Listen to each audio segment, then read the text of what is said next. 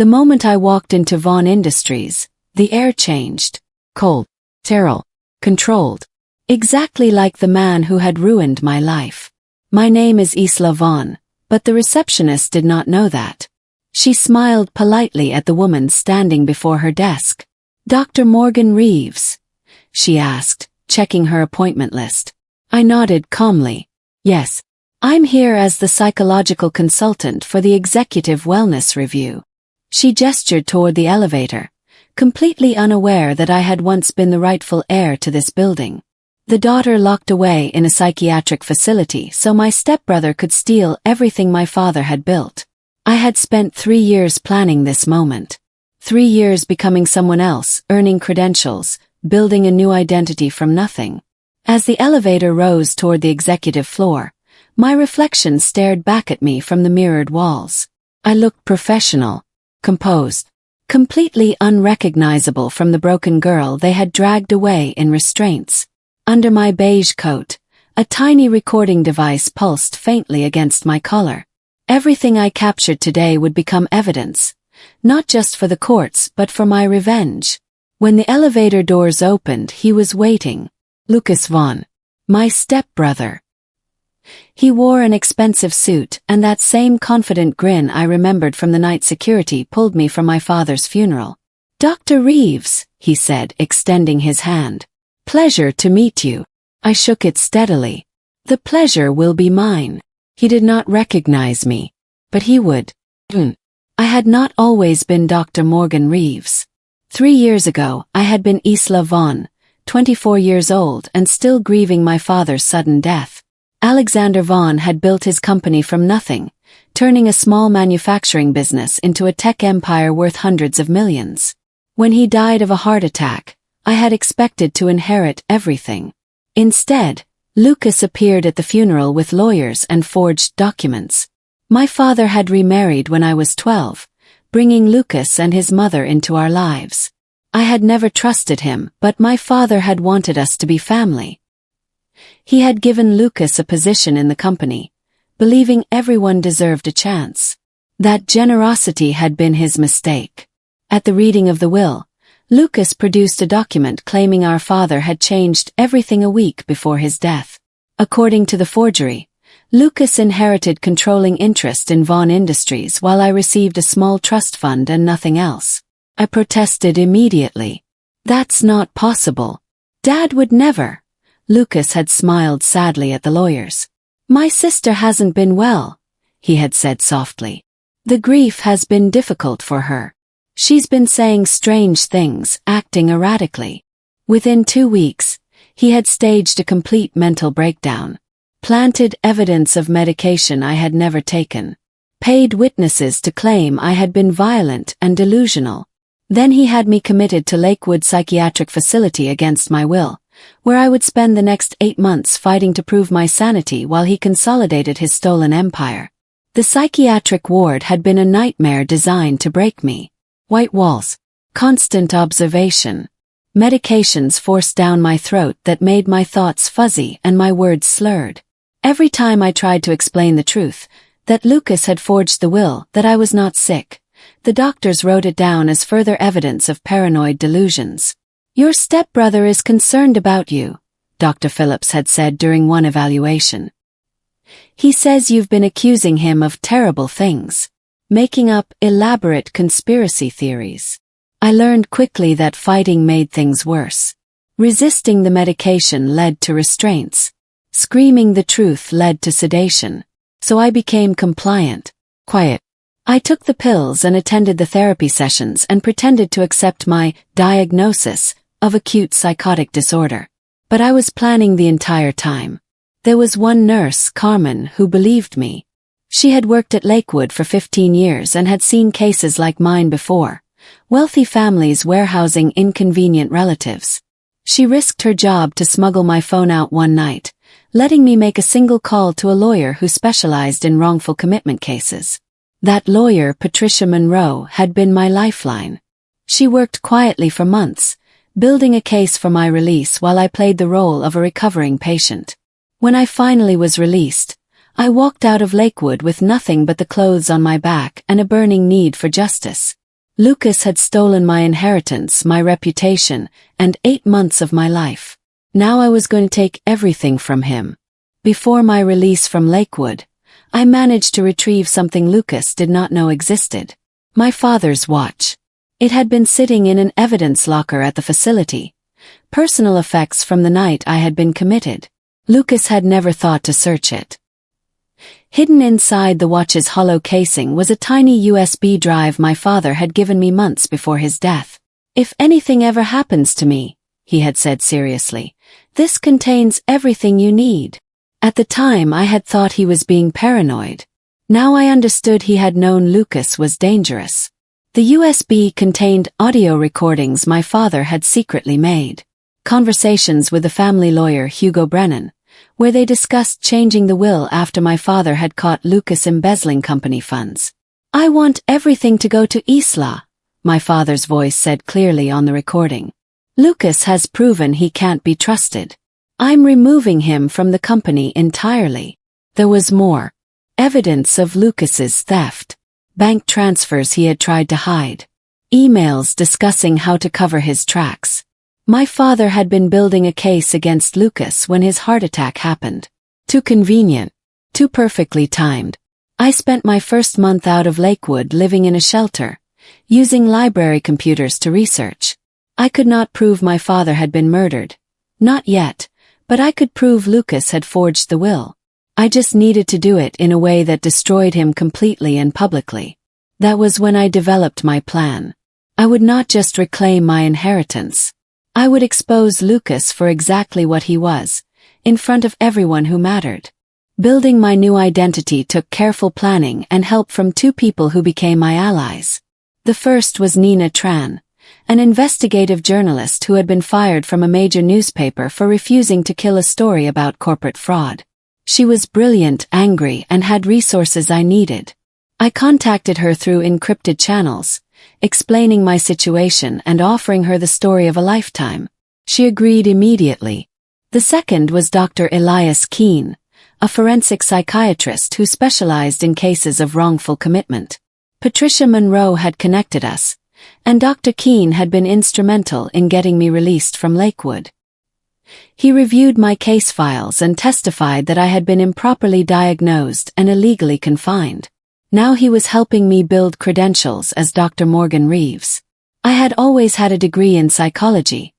I had finished my master's just before my father died. Dr. Keene helped me acquire additional certifications under my new name, building a professional history that would stand up to scrutiny. Within 18 months, Dr. Morgan Reeves had a small private practice, published articles on executive wellness, and a growing reputation in corporate psychology. When Vaughn Industries posted a listing for a consulting psychologist to conduct executive assessments, Nina made sure my application reached the right people. They hired me immediately, never suspecting that Dr. Reeves was actually the stepdaughter Lucas had declared insane. I rented an apartment directly across from Vaughn Industries with a clear view of Lucas's office. My home became my operation center. Camera equipment, recording devices, files spread across every surface. This was not just about revenge anymore. It was about justice. And I was going to document every second of Lucas's downfall. My first official day at Vaughn Industries, I walked through the building my father had built, seeing his legacy twisted into something ugly. Lucas had redecorated everything. The warm, welcoming spaces my father had created were now cold and corporate. Employee morale was terrible. I could see it in their faces, hear it in their whispered conversations. Lucas ran the company through fear and intimidation, exactly as I had expected. My role gave me access to everything. As the psychological consultant, I would conduct one-on-one sessions with executives, review personnel files, observe board meetings.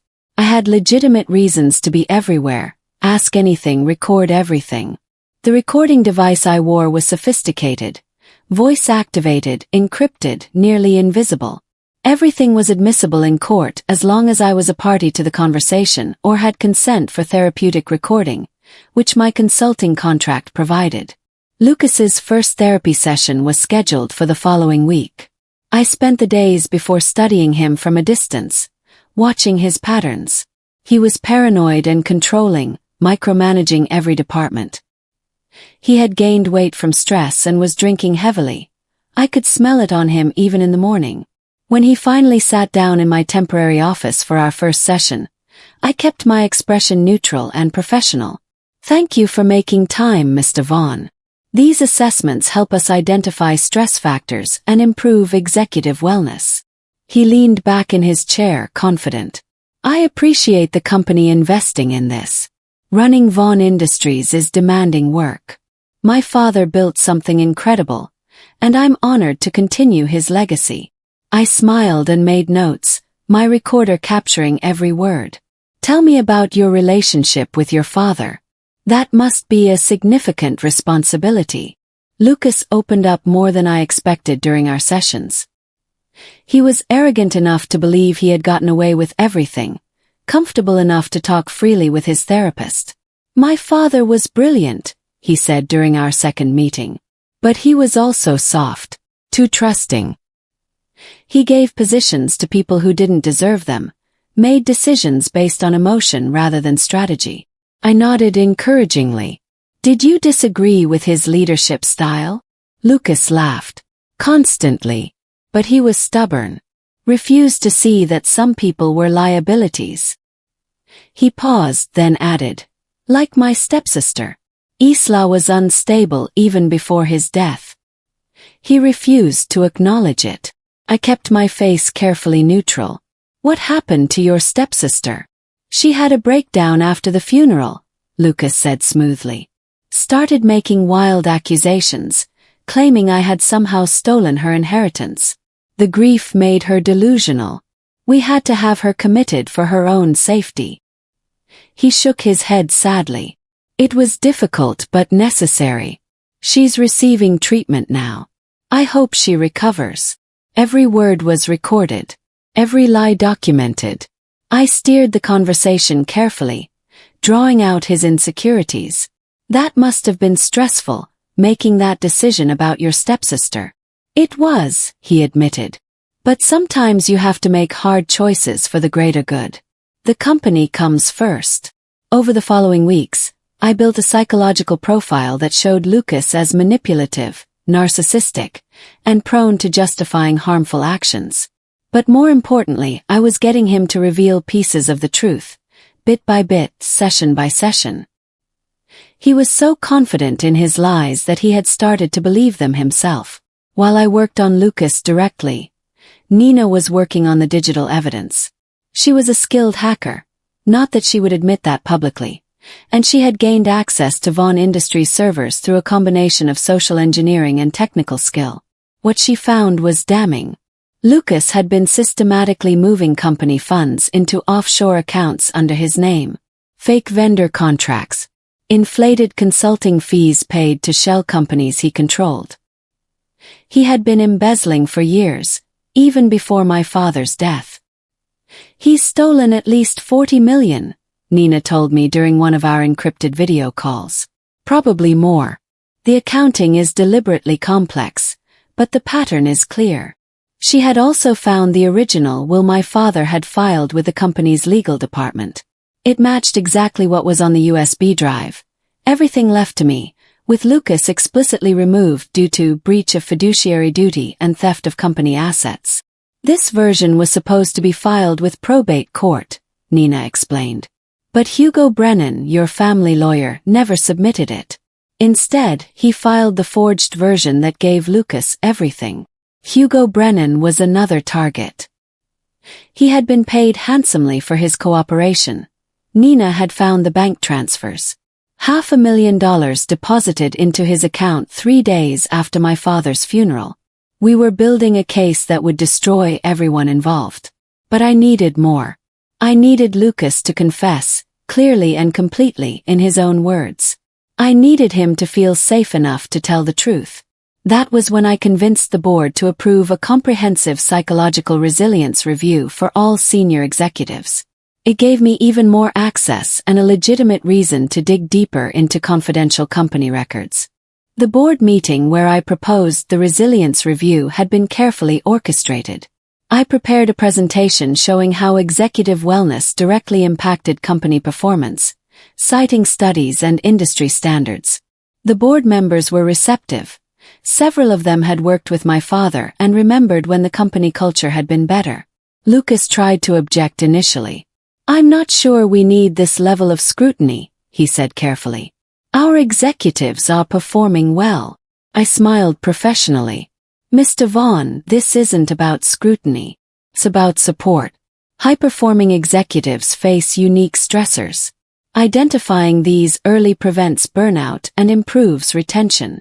One of the older board members, Harrison Cole, spoke up. "I think it's an excellent idea. Alexander always prioritized his people. This honors his legacy." Lucas could not argue against that without looking callous. The board approved my proposal unanimously. Now I had authorization to access personnel files, financial documents related to executive compensation, and conduct confidential interviews with anyone in leadership. I started with Lucas's inner circle, the executives he had promoted after taking over. Most of them were incompetent yes-men chosen for their loyalty rather than skill. But a few were genuinely good people trapped in a toxic system. One of them, Marcus Williams, had been my father's right hand before Lucas sidelined him. During his assessment, Marcus spoke carefully but honestly. "This company isn't what it used to be. Alexander built something based on integrity. Now." He trailed off, clearly worried about repercussions. "Your observations are confidential," I assured him. "What concerns you most?" Marcus looked at me for a long moment, then said, "The numbers don't add up. Expenses that shouldn't exist. Vendors I can't verify. I've tried to raise concerns, but Lucas shuts me down immediately." While conducting executive assessments, I encountered someone I had not anticipated. Claire Reed, Lucas's fiancée. She was kind, intelligent, and completely unaware that her engagement ring had been purchased with money stolen from my father's company. Claire worked in marketing and had met Lucas at a corporate event 8 months earlier. She had fallen for the version of him he presented to the world. Charming, successful, devoted. During her assessment, she was open and genuine. "Lucas works so hard," she said warmly. "Sometimes I worry about him. The stress of running his father's company is enormous." I felt an unexpected pang of sympathy. Claire was collateral damage, someone who would be hurt when the truth came out. She did not deserve that. "How long have you been together?" I asked. "Almost 8 months. He proposed last month." Her smile was radiant. "I know it seems fast, but when you know, you know. He's been through so much, losing his father, dealing with his sister's breakdown. But he's stayed strong." I made appropriate encouraging sounds while my recorder captured everything. But privately, I felt conflict for the first time since starting this mission. Claire would be devastated when Lucas's crimes were exposed. Their engagement would end. Her reputation might suffer by association. Part of me wanted to warn her, to tell her the truth before everything fell apart. But I could not. Not yet. If Claire knew, she might warn Lucas. Or she might not believe me. After all, Lucas had convinced everyone I was the unstable one. Still, her presence complicated things emotionally. This was supposed to be about justice, not about hurting innocent people. I would have to find a way to minimize the damage to Claire while still exposing Lucas. It would not be easy, but it was necessary.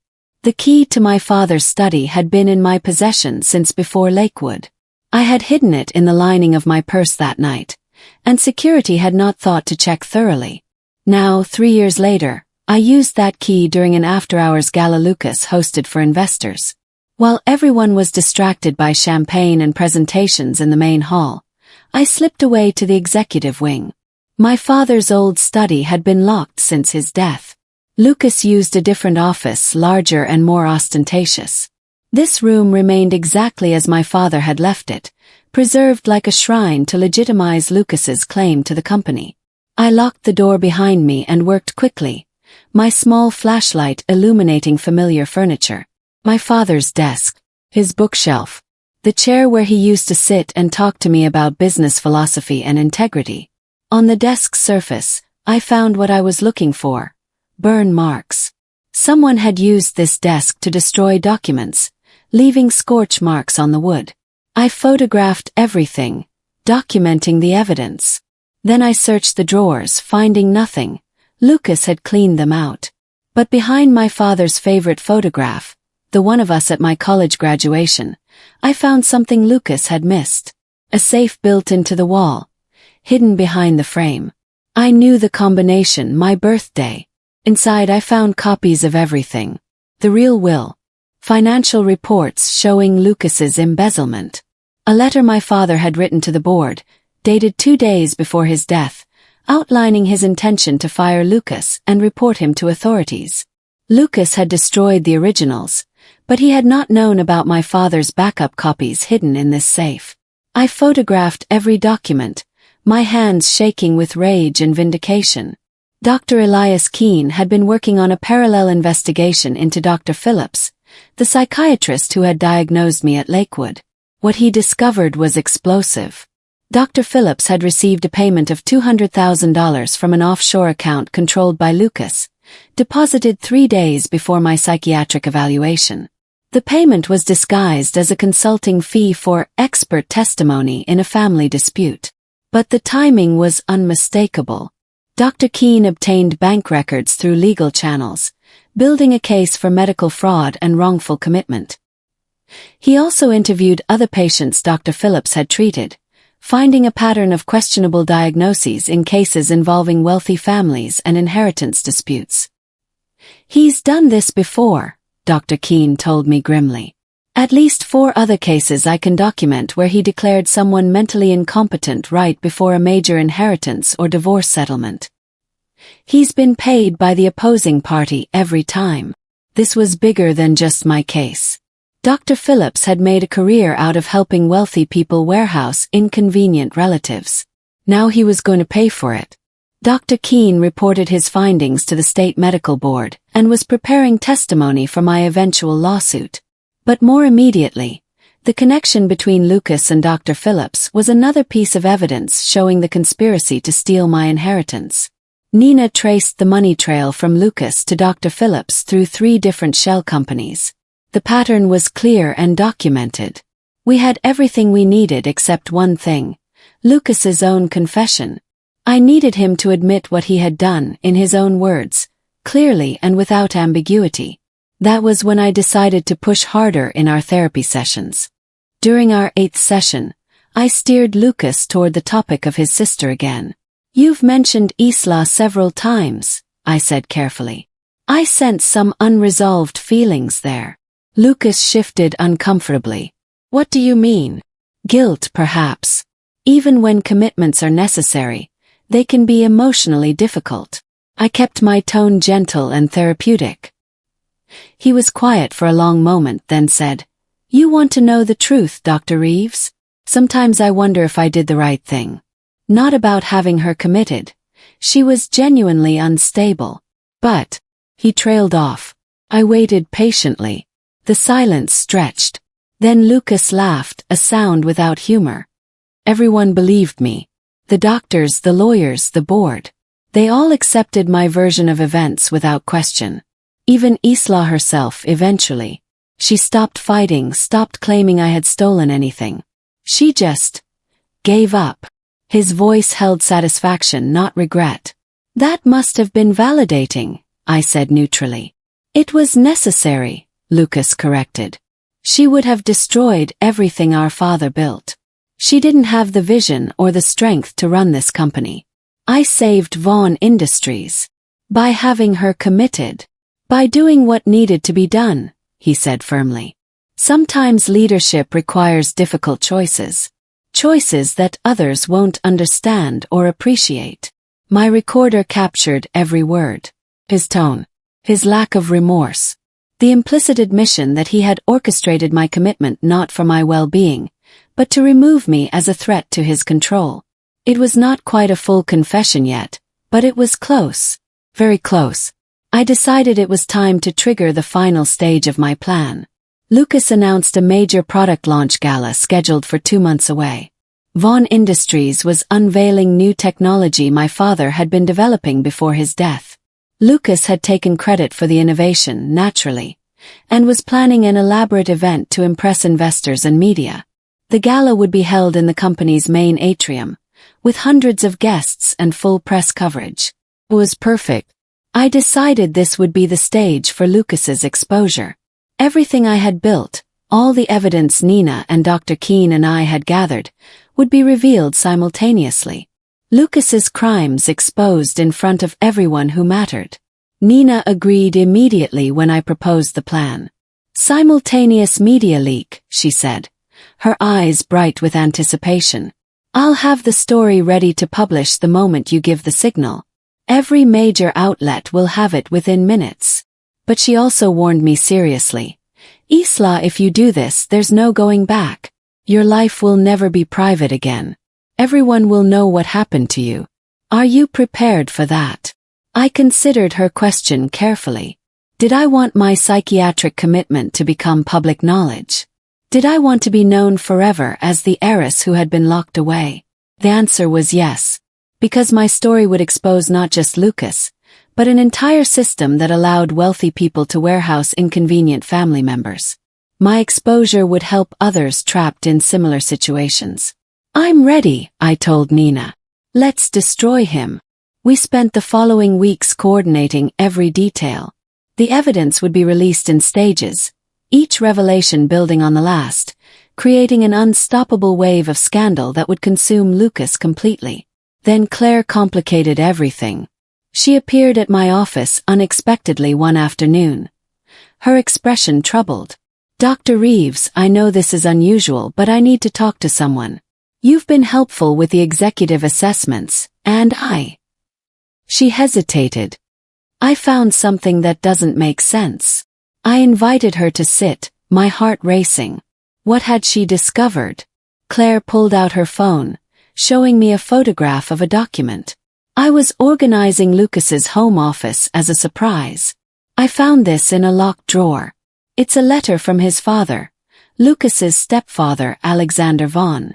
The letter was addressed to the board of directors, dated 2 days before my father's death. Claire had photographed the first page, which outlined concerns about Lucas's financial management and mentioned an upcoming investigation. Lucas told me his father trusted him completely, Claire said quietly. But this letter says Alexander was planning to remove him from the company. Why would Lucas keep this if it wasn't true? Felt torn. This was the moment I could warn her, could give her a chance to distance herself from Lucas before everything exploded. But it was also risky. Have you asked Lucas about it? I asked carefully. Not yet. I don't know. Context first, I guess. Something about this feels wrong. She looked at me directly. Dr. Reeves, do you know something about Lucas I should be aware of? Not as his therapist, but as someone who's been observing this company. I had seconds to decide. Tell her the truth or maintain my cover until the gala. Claire, I said slowly, I think you should trust your instincts. If something feels wrong, investigate further before committing to anything permanent.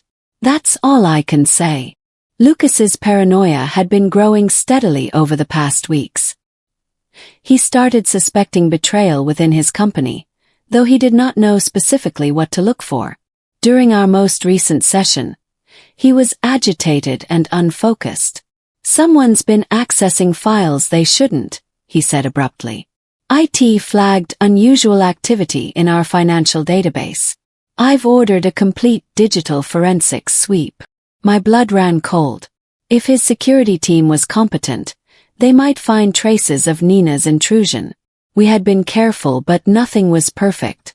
That sounds stressful, I said calmly. Do you suspect anyone specifically? I've fired 3 people this week just to send a message, Lucas said. Loyalty is everything in business. Anyone who can't be trusted is a liability. His increasing paranoia was making him reckless and cruel. Employees were terrified, which meant some of them might be willing to talk. Accelerated my timeline. We could not wait until the gala if Lucas was conducting digital forensics. We needed to move faster. That evening I called an emergency meeting with Nina and Dr. Keene. We're pushing up the exposure, I told them. The gala is in 6 weeks. We can't wait that long. Nina nodded. I can be ready in 2 weeks. But you'll lose the dramatic impact of the gala revelation. I'll still have the gala, I said. But we'll leak preliminary information first. Create momentum. By the time the gala happens, there will already be questions that Lucas can't answer. Dr. Keene looked concerned. Are you sure you're ready? Once this starts, you can't control the narrative. I thought about my father, about the 8 months I had spent in Lakewood, about every lie Lucas had told. I'm ready. Among my father's hidden documents, I found something that changed everything. A full medical report from his personal physician, dated 1 week before his death.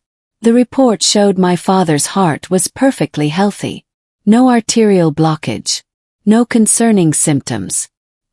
His doctor had cleared him for continued work without restrictions. Yet he had supposedly died of a massive heart attack 7 days later. I took the report to Dr. Keene, who reviewed it carefully. This doesn't prove murder, he said cautiously. Heart attacks can be sudden even in healthy individuals. But combined with everything else, the timing, the will, Lucas's embezzlement, it raises significant questions. I also found my father's appointment calendar. The day before his death, he had meetings scheduled with the company's legal team and the board of directors. The topic: urgent financial irregularities and executive misconduct. Lucas would have known about these meetings. He would have known he was about to be exposed and fired. Then, conveniently, my father died the night before those meetings could happen. The original will, the one that left everything to me, had been filed with Hugo Brennan 3 days before my father's death. It was properly witnessed and legally binding. The forged version Lucas presented was dated 2 days after the original, supposedly superseding it. But my father had not signed the forgery. Nina found a forensic handwriting expert who analyzed both documents. The signatures are different, the expert confirmed. The original is authentic. The later version is a sophisticated forgery, but definitely not written by the same person. This was the evidence that would destroy Lucas completely. Not just theft and wrongful commitment, but forgery, fraud, and possibly murder. 2 weeks before the gala, Nina published the first article. It appeared simultaneously on 3 major investigative journalism websites, carefully worded to avoid libel while raising devastating questions. Questions surround Vaughan Industries' succession, read the headline. The article detailed inconsistencies in Alexander Vaughan's supposed will, featured anonymous testimony from former employees about Lucas's management practices, and raised concerns about the timing of his stepsister's psychiatric commitment. It stopped short of direct accusations, but the implications were clear. The response was immediate. The company's stock price dropped 8% in 1 day. Reporters started calling Vaughan Industries, demanding comment. Board members began asking Lucas uncomfortable questions. I watched from my office as Lucas spiraled. He called an emergency meeting with his lawyers, ordered his PR team to prepare statements, and screamed at his staff for an hour about loyalty and betrayal. During our session that afternoon, he was barely coherent. "Someone's trying to destroy me," he said, pacing frantically. "They're dredging up lies about my father, about Isla. It's a coordinated attack." "Who would do that?" I asked innocently. "I don't know." He slammed his fist on my desk. "But I'll find them. And when I do..." He left the threat hanging. I let the silence extend, watching him unravel. Then I said gently, "Lucas, is there any truth to these allegations?" "Even partially. Because if there is, the best strategy is to get ahead of it. Controlled disclosure rather than defensive denial." He stared at me for a long moment. Then, incredibly, he started talking. "My father was going to destroy everything," Lucas said bitterly. "He built this company, but he was going to tear it apart over some accounting discrepancies. I did what I had to do to save Vaughn Industries. Lucas kept talking, the words pouring out like poison. Alexander was weak at the end. Sentimental. He actually believed Isla should inherit everything, like she had any idea how to run a company. She was 24 years old with a psychology degree. What was she going to do with a tech empire? I kept my expression neutral, my recorder capturing every word. So you changed the will? I saved the company, Lucas insisted. Hugo helped me create proper documents that reflected what should have happened. What Alexander would have wanted if he had been thinking clearly. And your stepsister's commitment. Lucas laughed bitterly. She was going to contest the will, make accusations, drag the company through a public scandal. I couldn't allow that. So yes, I had her committed. Dr. Phillips understood what needed to be done. One evaluation, one signature, and the problem was solved. You paid Dr. Phillips, I said. It was not a question. I compensated him for his expertise and discretion. That's not unusual in family disputes. He looked at me defiantly. Everything I did was to protect Vaughn Industries. Was it difficult? Did it require difficult choices? Absolutely. But I saved this company from being destroyed by an incompetent girl who thought she deserved everything just because she was Alexander's biological daughter. There it was. The full confession. Clear, detailed, recorded. Lucas had admitted to forgery, fraud, bribery, and conspiracy to commit false imprisonment. Everything we needed to destroy him completely. Thank you for being honest, I said quietly. That took courage. Lucas nodded, seeming to relax slightly. He actually believed I was on his side, that this confession had been therapeutic rather than strategic. He had no idea what was coming. The night of the gala arrived. Vaughn Industries' atrium had been transformed into an elegant venue with flowers, lighting, and a stage where Lucas would present his product launch. Investors, media, and business leaders filled the space. Claire stood beside Lucas, looking beautiful and uncomfortable. I suspected she had been investigating on her own and was starting to realize something was very wrong. I arrived as Dr. Morgan Reeves, wearing professional attire and carrying a tablet with my presentation. Lucas had asked me to speak briefly about leadership and wellness before his product launch. He thought having his therapist endorse his mental fitness would counter the negative articles. What he did not know was that Nina had coordinated with 3 major news outlets to live stream the event. Everything that happened tonight would be broadcast and recorded. Dr. Keene was in the audience with lawyers. Police were waiting outside, ready to move on our signal. When Lucas took the stage to welcome everyone, he seemed confident despite the recent scandal. Thank you all for being here tonight, he said, smiling at the crowd. Vaughn Industries has faced some challenges recently, but we remain committed to innovation and integrity. Tonight, we're launching technology that will change the industry. He gestured to me. First, I'd like to introduce Dr. Morgan Reeves, our consulting psychologist, who'll speak about the importance of leadership wellness.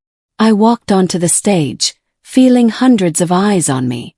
The lights were bright. Cameras focused. This was the moment everything changed. I looked at Lucas, then at the audience and said clearly, "Thank you, Mr. Vaughn. But before I talk about wellness, I need to address something more important. The truth." Lucas's smile faltered. I turned to face the audience fully. "My name isn't Dr. Morgan Reeves," I said, my voice steady and clear. "My name is Isla Vaughn. I'm Alexander Vaughn's daughter. 3 years ago, the man standing beside me stole my inheritance and had me locked in a psychiatric facility to cover his crimes." The room exploded into chaos. Gasps and shouts filled the space. Cameras swiveled toward me. Lucas went completely white. "This is insane," he stammered. "Security. Before you call security," I interrupted, pressing a button on my tablet. The large screen behind us flickered to life, showing documents. "Let me show you the evidence." The screen displayed the real will, my father's letter to the board, and the handwriting analysis proving Lucas's will was forged. Then it showed bank transfers from Lucas to Dr. Phillips. financial records showing Lucas's embezzlement. And finally, audio began playing through the venue's speakers. Lucas's voice from our therapy session admitting everything. I saved the company. Hugo helped me create proper documents. I had her committed. Dr. Phillips understood what needed to be done. I compensated him for his expertise and discretion. The recording played for 3 minutes, every damning word crystal clear. The audience watched in stunned silence. When it ended, I looked at Lucas directly. You thought I gave up. You thought locking me away had broken me. But I was recording everything. Every lie. Every crime. All of it documented and witnessed. Lucas tried to run. He actually turned toward the exit, but security personnel, the ones I had coordinated with earlier, blocked his path. Police officers entered the venue on cue, approaching the stage. Lucas Vaughn, you're under arrest for fraud, forgery, conspiracy to commit false imprisonment, and embezzlement. The next hour was chaos. Police read Lucas his rights while cameras captured everything. He screamed about conspiracies and frame jobs, but no one believed him. The evidence was overwhelming and public. Hugo Brennan, the lawyer who had helped Lucas forge the will, was arrested at his home simultaneously. Nina had timed it perfectly. Law enforcement moved on both targets at once, preventing either from warning the other or destroying evidence. Claire stood frozen on the stage, her face pale with shock. When she finally moved, she walked directly to me. You're his sister, she said quietly. The one he said was unstable. I nodded, feeling sympathy for her despite everything. I'm sorry you had to find out this way. You didn't deserve to be caught up in this. She looked back at Lucas being led away in handcuffs, then at me again. The letter I found. It was real. All of it was real. Yes, I confirmed. Claire removed her engagement ring, setting it on the stage floor. Thank you for telling the truth, she said simply. Then walked out of the venue with her head high. The media swarmed immediately, shouting questions. But I had prepared a statement with Nina's help. I faced the cameras calmly and read from my notes. My father, Alexander Vaughn, built this company on principles of integrity and innovation. When he discovered his stepson was stealing from the company, he changed his will to protect what he had built. Lucas Vaughn responded by forging documents, bribing a psychiatrist, and having me illegally committed to a psychiatric facility for 8 months. Tonight, justice begins. The statement included information about Dr. Phillips's pattern of fraudulent diagnoses and wrongful commitments. This isn't just about my case, I continued. It's about a system that allows wealthy people to warehouse inconvenient family members. I'm establishing a legal fund to help others who've been falsely institutionalized fight for their freedom. The legal proceedings moved quickly once everything became public. Hugo Brennan, facing decades in prison, agreed to testify against Lucas in exchange for a reduced sentence. He provided detailed testimony about how Lucas had approached him days after Alexander's death with a forged will. Lucas showed me the original will and said it would destroy the company, Hugo testified in court. He offered me $500,000 to create new documents and file them instead. I knew it was wrong, but the money. He trailed off ashamed. Dr. Phillips also took a plea deal, admitting to accepting bribes in multiple cases. His medical license was permanently revoked, and he received a 5-year sentence for fraud and conspiracy.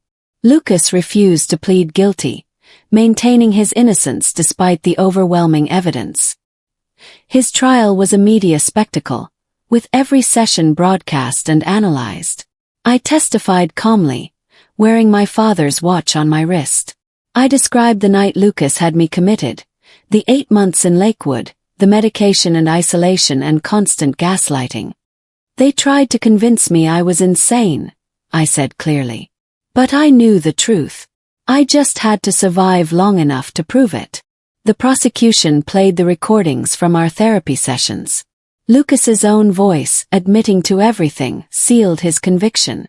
The jury deliberated for less than 3 hours before returning with guilty verdicts on all counts, fraud, forgery, embezzlement, conspiracy to commit false imprisonment, and multiple other charges. The judge sentenced him to 20 years in federal prison with no possibility of parole for the first 10 years. As Lucas was led away, he looked at me one final time. The arrogance was gone, replaced by disbelief and hatred. He still could not understand how the sister he had broken had become strong enough to destroy him. The board of directors held an emergency meeting 3 days after Lucas's arrest. Harrison Cole, the senior board member who had known my father best, personally called to invite me. "Isla, the board has reviewed all the evidence and the original will," he said. "We want to make this right."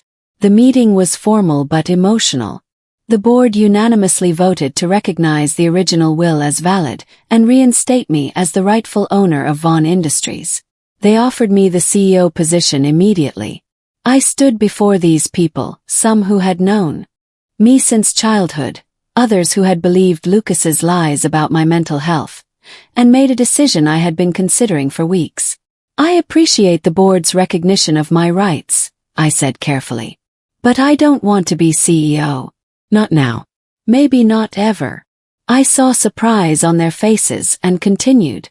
"Vaughn Industries needs leadership focused on rebuilding trust and integrity. I need time to heal from what Lucas did to me. So I'm proposing a compromise." I outlined my plan. A professional CEO recruited from outside, with me serving as board chair to ensure my father's vision was honored. The company would be restructured to prevent the kind of concentrated power Lucas had abused. And I wanted to establish a foundation. The Vaughn Justice Fund will provide legal assistance to people who've been wrongfully institutionalized, I explained. It will fund investigations, pay for lawyers, and support psychiatric evaluations for people trapped in facilities against their will. It's what my father would have wanted, using our resources to help people who can't help themselves. The board approved everything unanimously. Within a month, the changes were implemented.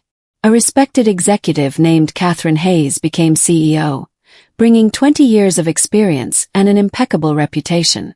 I took my position as board chair seriously but also began the harder work of healing. 1 year after Lucas's conviction, I stood at my father's grave on the anniversary of his death. The headstone was simple, bearing his name and the dates of his life. I brought his watch, the one that had hidden the USB drive that ultimately saved me. For months I had carried it everywhere, but now it was time to let it go. "He's gone, Dad," I said quietly, kneeling beside the grave. "Lucas is in prison. Hugo lost his law license. Dr. Phillips can never hurt anyone again. Justice was served." I placed the watch at the base of the headstone. "I know you were trying to protect me. The recordings, the hidden documents. You knew Lucas was dangerous. I wish you had more time. I wish I had been able to save you instead of just avenge you." The wind rustled through the trees around the cemetery. I closed my eyes and let myself feel everything. The grief, the anger, the exhaustion, and finally the peace. "I'm starting to heal," I continued. "Dr. Keene says it will take years to fully process the trauma. But I'm not broken anymore. Lucas tried to destroy me, but I survived. I won." I stood preparing to leave when I noticed something. The small recording device in my coat pocket, the one I had worn for months during my investigation, had activated automatically. It was still recording, capturing the sound of birds singing and wind moving through leaves. I smiled slightly and turned it off. The recording was over. The evidence was collected. The truth was known. Now it was time to simply live, not as Dr. Morgan Reeves, not as the victim of Lucas's crimes, but as Isla Vaughn, myself, finally free.